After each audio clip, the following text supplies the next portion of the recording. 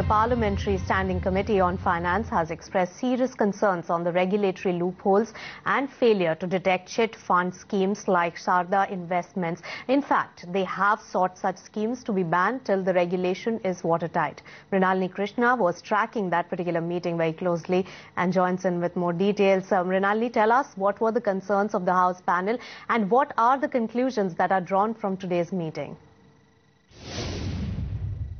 The parliamentary panel that met today on the issue of chit funds as a fallout of Sharda investment controversy met with MCA, Finance Ministry, RBI and SEBI officials today, and the question that they sought to be answered was, why is it that such schemes and such companies were allowed to flourish? Is there a systemic failure why all of these schemes and companies went undetected? Some parliamentary panel members also alleged that this was absolutely illegal, since most of these companies were offering abnormally high rates of interest, and in all likelihood they were paying out this interest from the capital itself.